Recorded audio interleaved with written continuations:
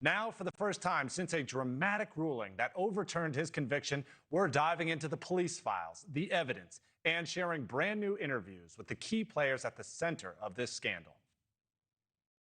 I can tell you the exact moment the lie fell apart for me. And that was, I got a tip. I was standing in the middle of our newsroom and my phone rang. My source said, the two guys you've been reporting that police are questioning for a hate crime are black. Trust me, I've been a cop for 3 decades in this city. And the one thing I know about victims of crimes like that, once they get free, especially if you have a noose around your neck, they're gonna catch the first thing smoking, getting away from where they are. And anything that's out there, they're gonna leave it because they're looking for the police.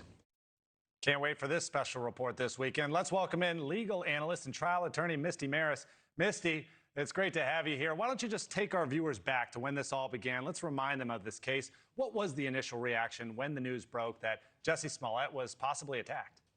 Yeah, this is going to be a great special, Alex. So when this case first broke, everybody was shocked at what looked like a very horrific, racially motivated attack. And people really rallied behind Smollett at the time. And the reporting was largely about finding these individuals who engaged in this conduct. It wasn't until a little bit later that the investigation revealed some things just weren't adding up. Yeah, it's interesting hearing those sound bites back to back, the cracks beginning to show early. We heard from WGN's Ben Bradley, more information he was gleaning from his sources about the perpetrators, and then even from former cops talking about some of the weird things that they were seeing, the noose still around his neck. What do you believe was the smoking gun for investigators that really cracked this thing wide open?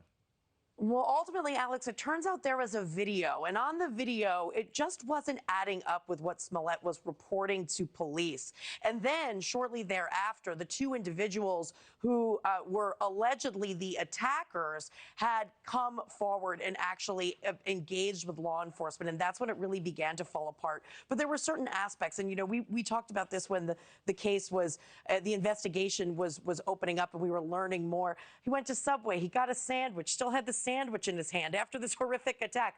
Those little details don't seem like much, but when you're looking at this from an investigation perspective, they really started to show an inconsistent story on Smollett's part. Yeah, it makes you scratch your head and wonder whether or not it was truly thought out. All right, so perhaps one of the most criticized in this case, that's former Cook County State Attorney Kim Foxx, that scrutiny eventually leading her to recuse herself from the case altogether. Let's listen to what she told WGN during an exclusive sit-down back in 2022. I think he'd weighed the evidence that was there. And again, I think he weighed, how do we justify 3 years of this prosecution if we end up giving him the same sentence that he would have gotten in the original one? And so I think he paid a tax for going to trial. And we should not have trial taxes. We should not have enhanced penalties because someone exercises their constitutional right to a trial. He had a right to go to trial. The burden of proof is on the prosecutor, not on the defendant. And I think because this played out as long as it had, he paid a price for it. So that was about Smollett's eventual sentencing, claiming Jussie Smollett paid a tax for taking his case to trial. Is that a common theme for cases that may take years in the court system? This was not a common case, Alex. This had so many twists and turns because remember, under Kim Foxx, there was a 16-count indictment that just a couple weeks after the indictment came down through the grand jury, she dropped the charges. There was a non-prosecution agreement. A special prosecutor stepped in and actually resurrected these charges a year later, bringing 6 charges against Smollett. He was ultimately convicted of 5. Now, that conviction was famously overturned at the appellate level. This all relates to whether or not there was an enforceable non-prosecution agreement under Kim Foxx. So this is absolutely not your typical case, Alex. And in fact, we talk about how the high-profile nature of this, celebrity of it all, but it actually expanded the case law in Chicago with respect to those non-prosecution agreements. So it certainly was significant on that front. Yeah, some long-term impacts as well. Misty Maris, thank you very much for your insight. Looking forward to this story, of course, and so much more to learn.